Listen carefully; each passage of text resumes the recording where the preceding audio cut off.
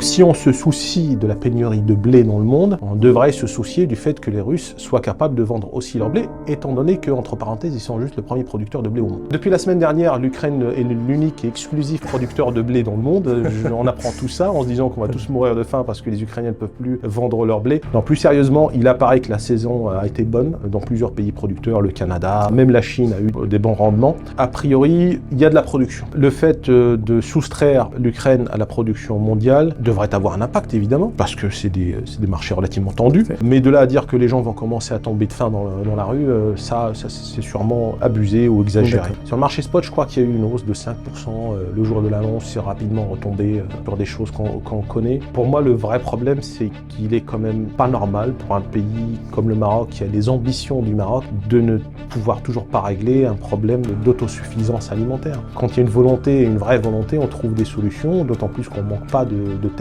C'est ce problème des subventions qui pose le problème de la rentabilité. Vous savez, les Européens, les Américains, ils subventionnent leur agriculture, ce qui fait qu'un quintal de blé qui est produit au fin fond de la France est moins cher qu'un quintal de blé qui est produit au fin fond du Maroc. Donc les subventions faussent un peu le marché.